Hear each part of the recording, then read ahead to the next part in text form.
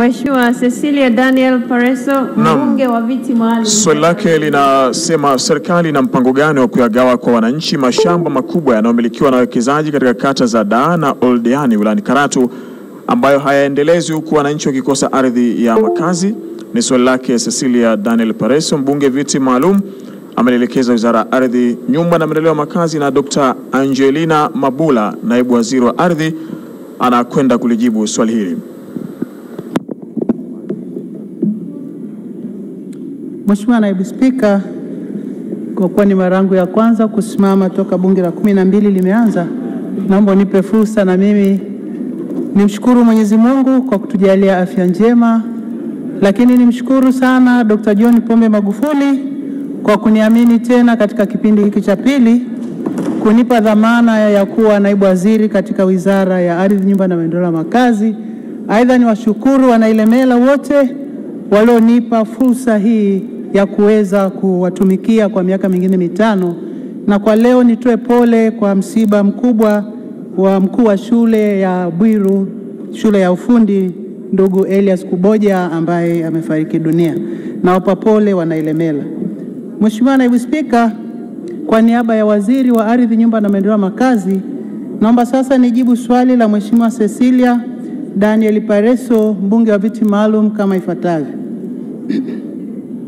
Serikali imekuwa ikifanya kazi ya uhakiki na ukaguzi wa mashamba makubwa nchini ili kubaini uzingatiwaji wa masharti ya umiliki yaliyotolewa. Hatua zilizochukuliwa na serikali ni pamoja na kubatilisha miliki za mashamba ambayo wamiliki wamekiuka masharti ya uendelezaji. Katika kipindi cha miaka 5, 2015-2020, jumla ya mashamba 45 yenye jumla ya ekari 121,032.243 yalibatilishwa kutokana na waliokuwa wamiliki kushindwa kutekeleza masharti ya umiliki. Mheshimiwa Naibu Spika, katika kata ya Daa na Oldeani wilaya ya Karatu kuna mashamba 25 ambayo yalimilikishwa kwa wawekezaji kwa ajili ya shughuli mbalimbali, hususan kilimo na ufugaji.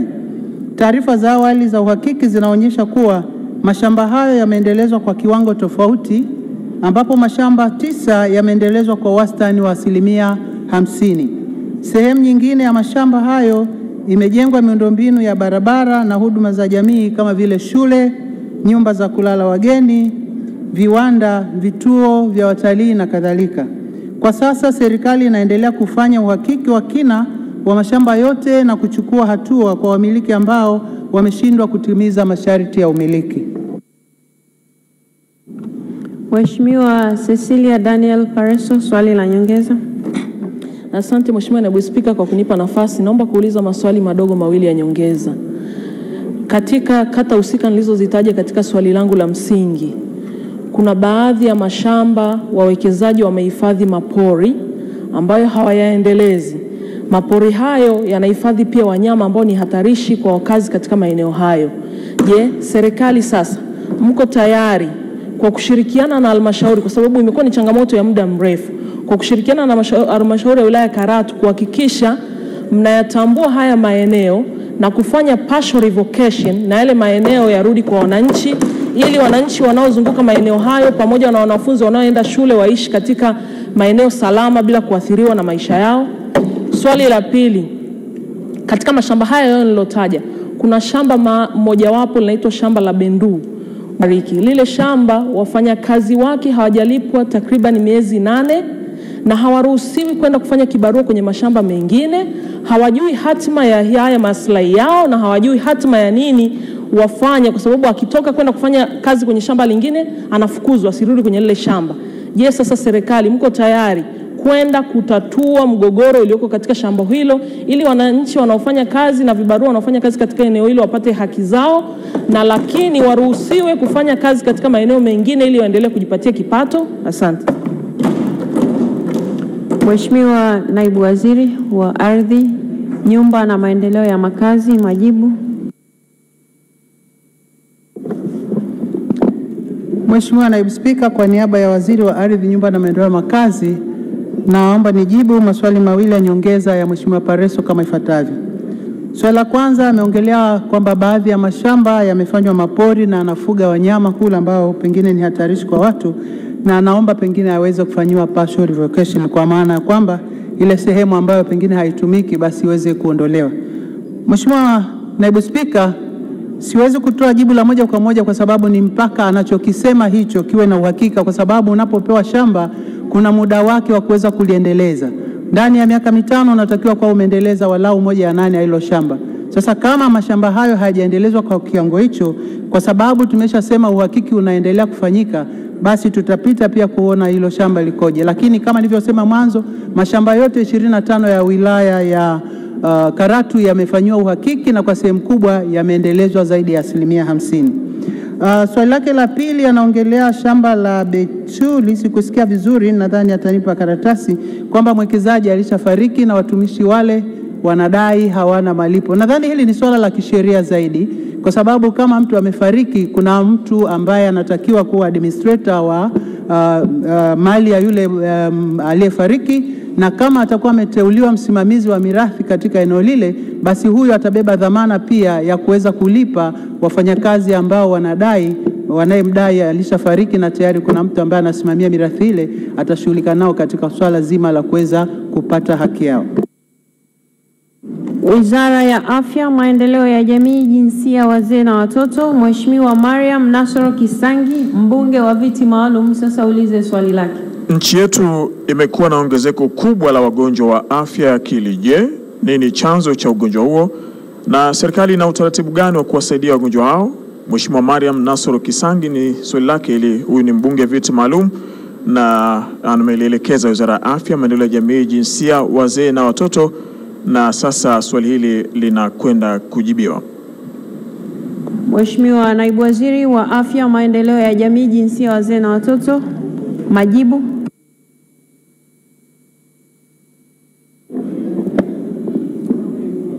Mheshimiwa Naibu Spika, kwa niaba ya Waziri wa Afya, Maendeleo ya Jamii, Jinsia, Wazee na Watoto, naomba kujibu swali la Mheshimiwa Mariam Nasoro Kisangi, mbunge viti maalum, lenye sehemu A na B kama ifuatavyo. Mheshimiwa Naibu Spika, afya ya akili ni ile hali ya mtu kutokuwa na uwezo wa kukabiliana na changamoto za kimaisha, ikiwemo utambuzi, uzalishaji wa mali, kutunza familia na kumudu shughuli za kijamii.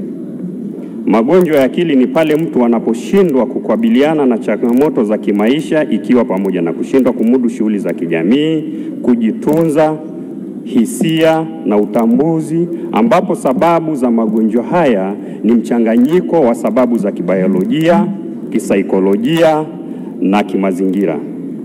Mheshimiwa Naibu Spika, katika kukabiliana na ongezeko la magonjwa haya, serikali imefanya yafuatayo. 1. Kuandaa sheria ya afya ya akili ya mwaka 2008, ambapo sheria hii inatoa mwongozo na utaratibu wa namna ya kuwapokea na kuwahudumia watu wenye ugonjwa wa akili. 2. Kuandaa sera na miongozo ambapo wagonjwa wa afya ya akili ni miongoni mwa makundi maalum ambayo huduma zake zinaweza kutolewa kwa msamaha kwa watu ambao hawana uwezo. 3. Serikali inahakikisha kuwa huduma hizi zinatolewa katika ngazi zote za huduma za afya, kuanzia kwenye jamii, ngazi ya afya ya msingi, mkoa, kanda, mpaka hospitali maalum ya taifa ya afya ya akili. 4. Kuhakikisha upatikanaji wa dawa muhimu za afya ya akili kwenye vituo vyote vya huduma za afya. 5. Kuongeza udahili wa wanafunzi wa uzamifu, yani masters, katika masomo ya wagonjwa wa akili. Mheshimiwa Lucy Mayenga, swali la nyongeza. Asante sana Mheshimiwa Naibu Spika. Kwa muda mrefu wapo kwenye kundi hili la watu wenye matatizo ya akili, baadhi yao wamekuwa wakipata matatizo ya kisheria na kuweza kuchukuliwa hatua mbalimbali ikiwemo kufungwa. lakini kwa sababu tiba hii na ugunduzi wa watu wa aina hii huwa inachukua muda mrefu sana, kwa maana ya kwamba mtu anakuwa na matatizo ya akili, lakini uthibitisho kwamba huyu anakuwa na matatizo ya akili unamchukua muda mrefu. Je, serikali sasa iko tayari kwa kundi hili maalum kwa matatizo haya walionayo, wakaongeza muda wa jinsi ya kuhudumia watu hawa hasa wafungwa, lakini zaidi waweze kuwa na kitengo maalum cha kuhudumia watu hawa, ili badala ya kuteseka muda mrefu kwenye jela na mahabusu, basi waweze kupata huduma mapema ili kuweza kuchukuliwa hatua mapema.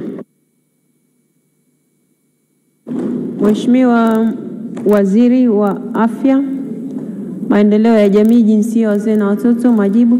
Asante sana Mheshimiwa Naibu Spika, naomba kujibu swali la Mheshimiwa Mariam Nasoro la nyongeza, lakini naomba kuongezea kidogo pale mwanzo kwenye vyanzo vya sababu zinazosababisha ugonjwa wa afya akili, ili ikibidi na sisi wenyewe tuwe mabalozi wa kuweza kudhibiti hivi vyanzo, maana vingine ni vya kawaida kabisa.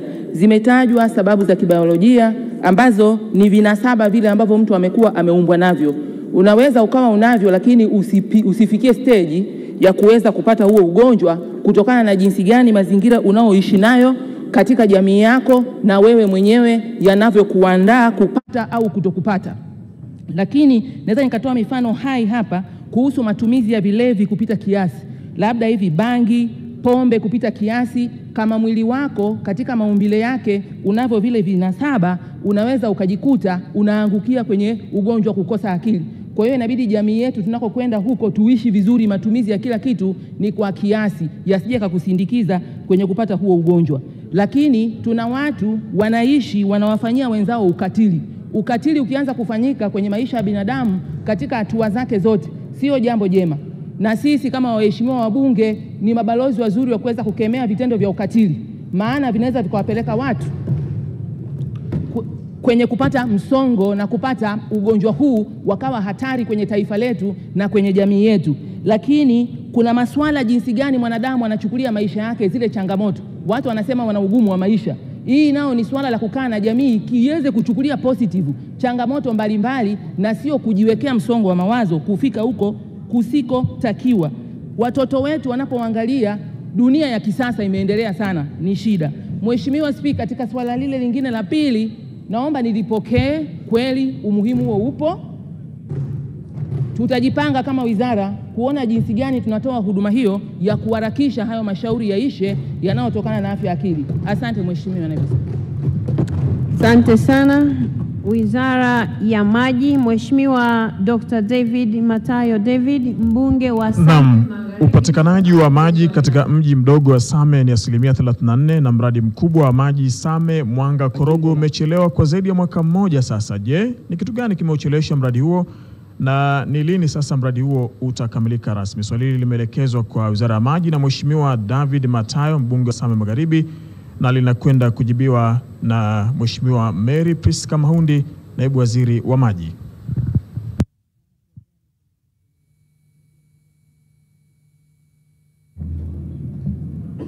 Mheshimiwa Naibu Spika, awali ya yote na mimi nipende kumshukuru Mwenyezi Mungu kwa mema yote ambayo amenijalia, na siku ya leo nami nimekuwa mmoja wa wabunge katika bunge hili tukufu. Lakini vile vile nipende sana kumshukuru Mheshimiwa Rais kwa imani kubwa aliyoonyesha juu yangu, kwa sababu bunge la 12 ni bunge ambalo hakika wabunge wote wako imara. Mheshimiwa Spika, napenda pia kuwashukuru sana wanawake wa mkoa wa Mbeya kwa kuweza kunipa imani kubwa ya kuona naweza kuja kuwawakilisha na kuona tukaweza kulisukuma gurudumu la maendeleo. Lakini vile vile nakushukuru wewe binafsi kwa sababu nawe ni mpiga kura wangu halali na ni mpiga kura mwaminifu sana. Mheshimiwa Spika, Naibu Spika, naomba niendelee kushukuru familia yangu, hasa mume wangu, baba yangu mzazi pamoja na watoto wangu walioweza kunifanikisha kuwa hivi nilivyo. Mheshimiwa Spika, Mheshimiwa Naibu Spika, kwa niaba ya Mheshimiwa Waziri wangu wa Maji, Mheshimiwa Waziri Juma Aweso, naomba kujibu swali la Mheshimiwa mbunge Dr. David Matayo David wa Same Magharibi kama ifuatavyo. Mheshimiwa Naibu Spika,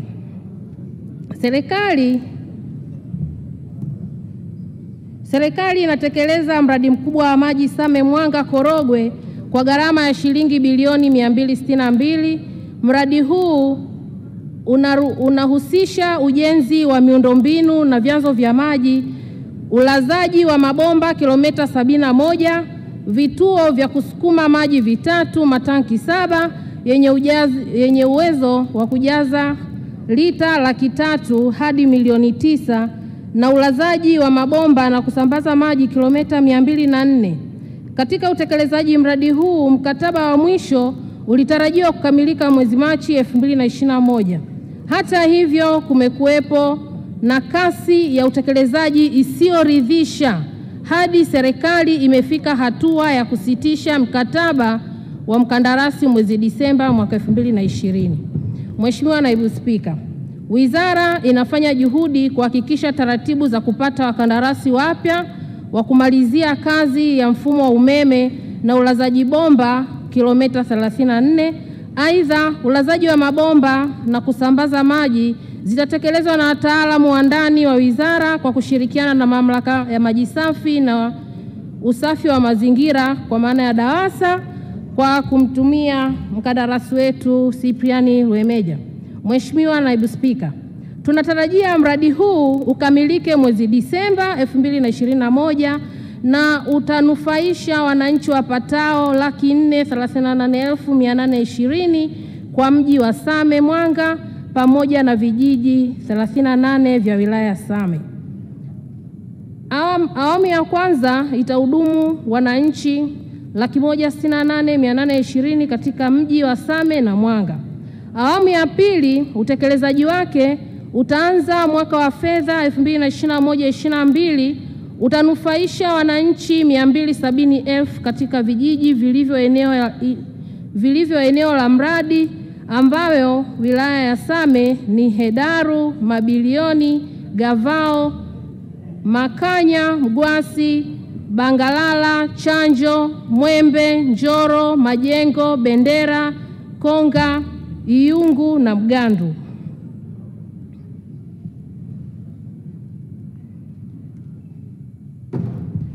Mheshimiwa Naibu Spika, vile kwa wilaya ya Mwanga ni Kifaru, Kiruru, Ibwejewa, Kisangara, Lembeli, Kivegere, Mbambua, Kileo, Kivulini, Kituru na mgao wa wilaya ya Korogwe ni Bwiko, Mkonazi, Nanyonge, Manga, Mtindilio na Mikocheni. Mheshimiwa Naibu Spika, naomba kuwasilisha. Mheshimiwa Dr. David Matayo David, swali la nyongeza.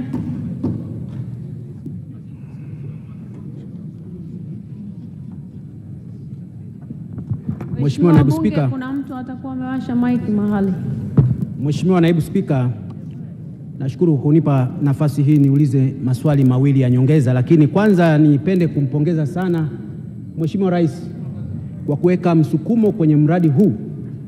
Lakini nipende kuwapongeza pia serikali kwa maana ya waziri pamoja na naibu waziri kwa kufanya kazi vizuri na kufuatilia vizuri mradi huu na kuondoa wakandarasi ambao ni wazembe ambao wanachelewesha huduma kwa wananchi. Swali la kwanza la nyongeza. Mheshimiwa Naibu Spika, kwa kuwa Disemba ni mbali kwa mahitaji ya maji katika mji mdogo wa Same, kata ya Njoro, kata ya Kisima, stesheni pamoja na Same mjini, na kwa kuwa serikali hivi sasa inachimba visima viwili virefu, je, visima hivi vitakamilika lini, ikiwa ni pamoja na kuweka pampu kusudi wananchi hawa waweze kupunguza makali ya ukosefu wa maji kabla ya Disemba kufika? Swali la pili.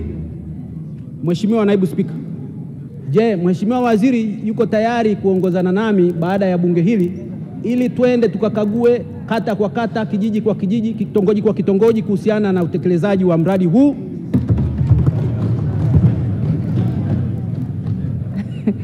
Mheshimiwa Naibu Waziri wa Maji, majibu kwa maswali haya.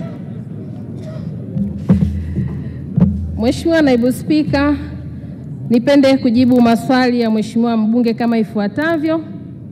Kwa kweli tunafahamu kwamba Disemba ni mbali na maisha lazima yaendelee, na sisi Wizara ya Maji tuko imara kabisa kuhakikisha kwamba tatizo la maji sugu tunakwenda kulishughulika kwa haraka sana, na kwa sababu wizara tumejipanga vyema chini ya jemedari wetu Mheshimiwa Jumaa Aweso, katika mji wa Same kisima kipya kimeshachimbwa eneo la Sterling chenye kina cha mita 200. Kazi hii ilianza Oktoba 2020 na itakamilika mwezi huu Februari 2021. Kama Quick Wins program ya kuongeza uzalishaji wa maji katika mji wa Same, mji wa Same utahudumiwa na visima virefu viwili vilivyopo Sterling na Kavambungu pamoja na chemichemi mbili za Mahuu na Same Beach. Katika swala la kusema kuongozana na wewe Mheshimiwa mbunge, usiwe na hofu. Hiyo ndo shughuli yangu. Tutaongozana na baada Mheshimiwa mbunge, nitakupa upendeleo mara baada ya bunge hili. Tutahakikisha wananchi wa Same Magharibi wanapata maji ya kutosha, na hilo tatizo litabaki kuwa historia. Mheshimiwa Naibu Spika, nashukuru, na nipende tu kusema kwamba Mheshimiwa David, timu kubwa ya klabu kubwa ya pale Msimbazi iko humu ndani, basi na kesho tunakukaribisha.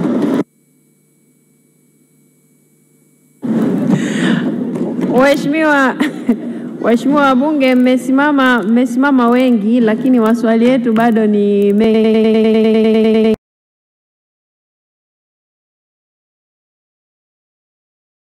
Mheshimiwa Jeremiah Komanya, mbunge wa Meatu. Sasa swali lake linaeleza mji wa Mwanhuzi unakabiliwa na tatizo la maji safi na salama kutokana na chanzo chake cha maji cha bwawa la Mwanyahina kujaa tope. Je, serikali ina mkakati gani wa kuhakikisha wananchi wa mji wa Mwanhuzi na vitongoji vyake wanapata maji safi na salama? Swali la Mheshimiwa Lea Jeremiah Komanya linakwenda kujibiwa na Mheshimiwa Mary Priska Mahundi, naibu waziri wa maji.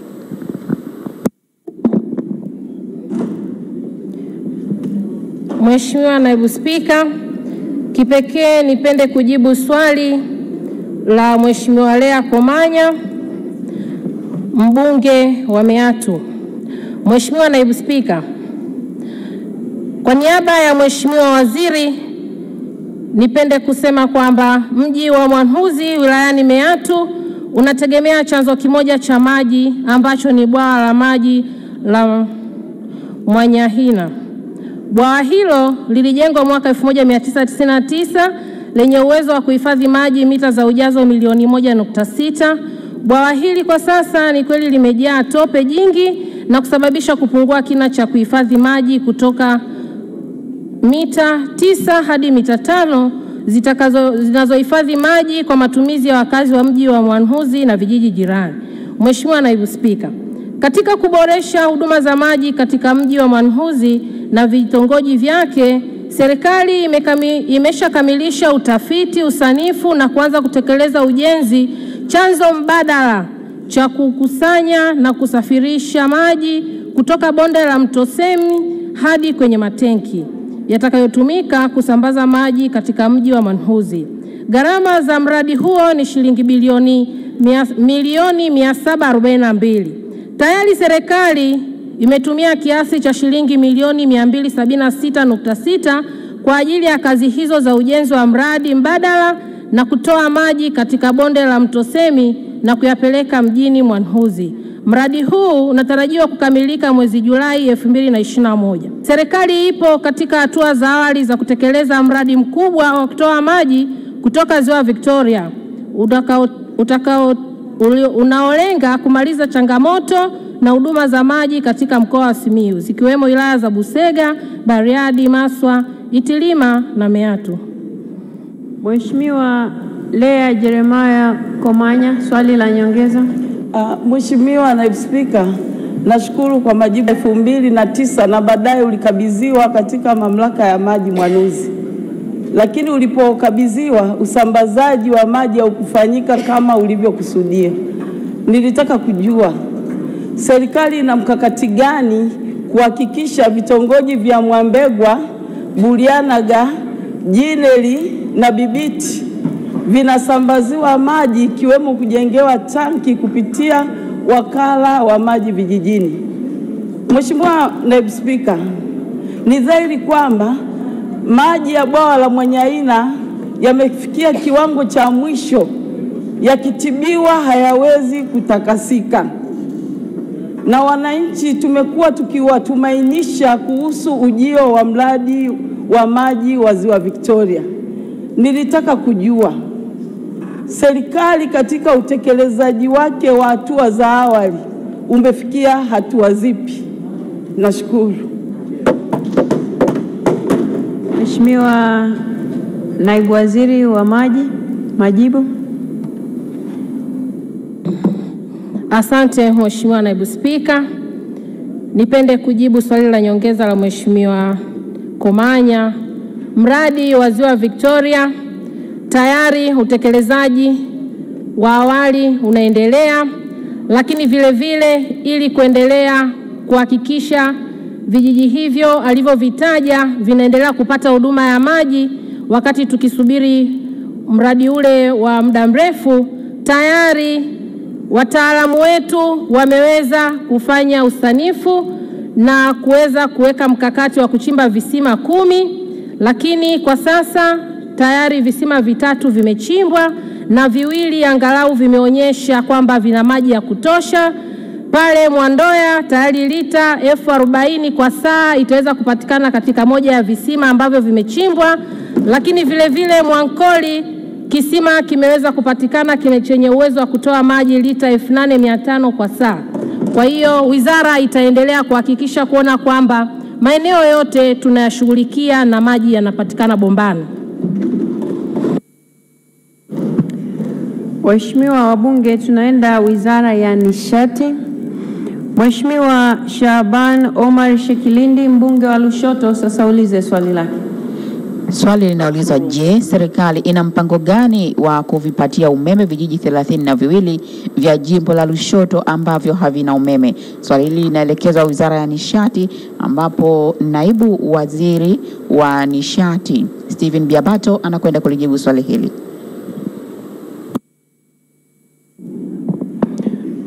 Mheshimiwa Naibu Spika, naomba kwa niaba ya Mheshimiwa Waziri wa Nishati nijibu swali la Mheshimiwa Shaban Omar Shekilindi, mbunge wa Lushoto na tabibu wetu humu ndani, kwa wale ambao tunaamini kikombe,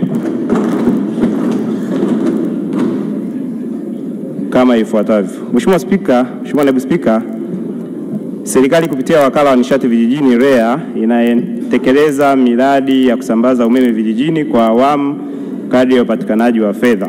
Malengo ya serikali ni kufikisha umeme katika vijiji vyote vya Tanzania bara ifikapo 2022. Mheshimiwa Naibu Spika, serikali katika hatua za mwisho za kukamilisha maandalizi ya ujenzi wa mradi wa kusambaza umeme vijijini kwa awamu ya 3, yani REA 3 round 2 kwa wilaya ya Lushoto. Mradi wa REA 3 la mzunguko wa pili unapeleka umeme katika vijiji vyote 32 vya jimbo la Lushoto ambavyo havikupata umeme katika miradi ya kusambaza umeme ya awamu ya pili na awamu ya kwanza. Mheshimiwa Naibu Spika, kazi za mradi wa kusambaza umeme katika wilaya ya Lushoto zinajumuisha ujenzi wa njia ya umeme ya msongo wa kilovoti 33, urefu wa kilomita 131.8, njia ya umeme wa msongo wa kilovoti 0.4, umbali wa kilomita 381.9, ufungaji wa transformer 99 za kVA 50, pamoja na kuwaunganisha wateja wa awali 1984. Mheshimiwa Naibu Spika, mradi unakadiriwa ugharimu shilingi bilioni 16.8 na utekelezaji wa mradi utaanza mwezi Februari 2021 na kukamilika ifikapo Disemba 2022. Mheshimiwa Shaban Shekilindi, swali la nyongeza. Nakushukuru Mheshimiwa Naibu Spika.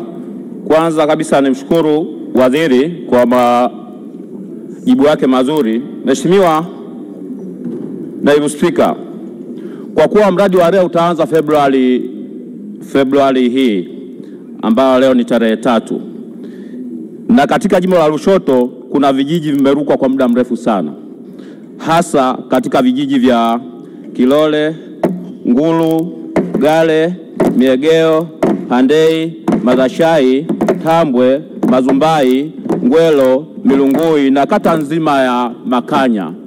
Je, serikali haioni kwamba sasa vijiji hivi lazima vipaumbele kwa ajili ya kupata umeme, kwa sababu wamesubiri kwa muda mrefu sana?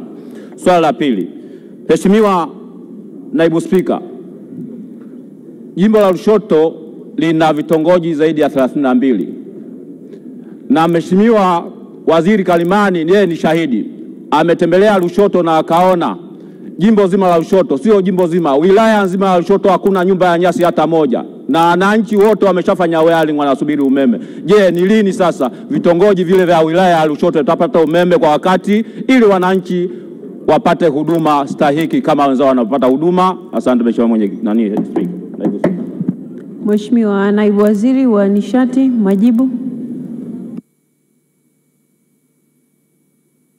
Mheshimiwa Naibu Spika, naomba kutoa majibu ya maswali ya nyongeza ya Mheshimiwa Shekilindi kutoka Lushoto kwa niaba ya Mheshimiwa Waziri kama ifuatavyo. Mheshimiwa Spika, commitment ya serikali ni kwamba ifikapo tarehe 15 mwezi wa pili 2021 vijiji vyote vilivyobakia 2150 ambavyo vilikuwa vimepata umeme katika REA awamu ya kwanza, ya pili na ya tatu mzunguko wa kwanza vitapelekewa umeme.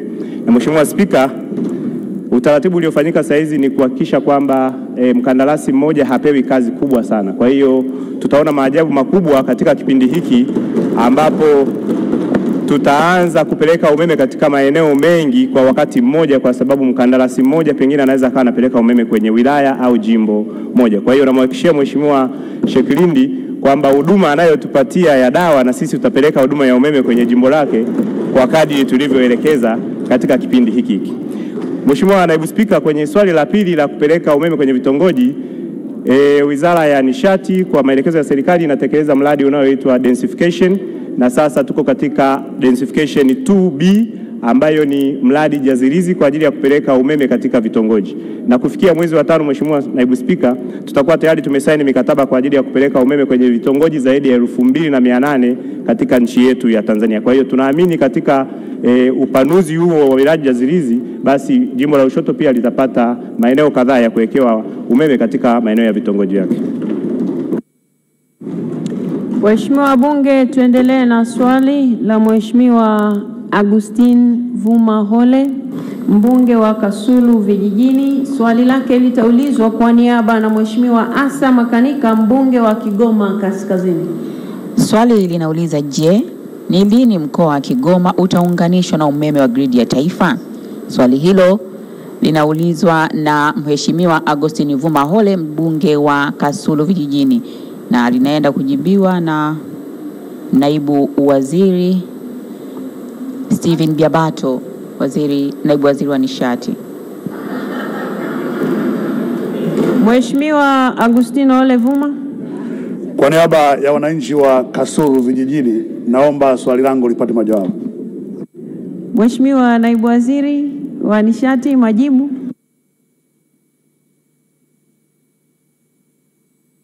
Mheshimiwa Naibu Spika, kwa niaba ya Mheshimiwa Waziri wa Nishati, naomba kujibu swali la Mheshimiwa Augustine Vuma Hole, mbunge wa Kasulu Vijijini kama ifuatavyo. Mheshimiwa Spika, mkoa wa Kigoma unapata umeme kupitia mitambo ya kuzalisha umeme kwa kutumia mafuta ya dizeli ambayo ni gharama kubwa kwa TANESCO na serikali kwa ujumla. Katika hatua ya haraka, serikali inatekeleza mradi wa kuunganisha mkoa wa Kigoma katika gridi ya taifa kutoka Tabora.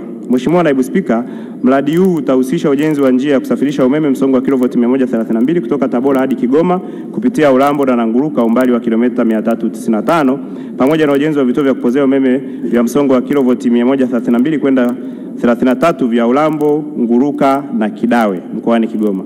Gharama za mradi huu ni shilingi bilioni 142.7 na mradi ulianza ujenzi mwezi Juni 2020 na unatarajiwa kukamilika mwezi Juni 2022. Mheshimiwa Naibu Spika, katika hatua nyingine, serikali inaendelea na utekelezaji wa mradi wa ujenzi wa njia kuu za kusafirisha umeme msongo wa kilovoti 400 yenye urefu wa kilomita 280 kutoka Nyakanazi mkoani Kagera hadi Kidawe mkoani Kigoma. Mradi huu unahusisha ujenzi wa vituo viwili vya kupoza umeme msongo wa kilovoti 400 kuja 220 kwenda 132 mpaka 33 na 400, 132 na 33 vya Nyakanazi na Kigoma vyenye transformer mbili zenye ukubwa wa MVA 120. Mheshimiwa Naibu Spika, ujenzi wa mradi huu pia ulianza mwezi Januari mwaka 2020 na utakamilika mwezi Juni mwaka 2022. Gharama ya mradi ni dola za Kimarekani milioni 187 chini ya ufadhili wa serikali ya Tanzania, Benki ya Maendeleo ya FDB pamoja na Benki ya Maendeleo ya Korea. Mheshimiwa Agustino Vuma Hole, swali la nyongeza. Mheshimiwa Spika, pamoja na majibu mazuri ya serikali, naomba kuuliza maswali madogo mawili ya nyongeza. Kwanza,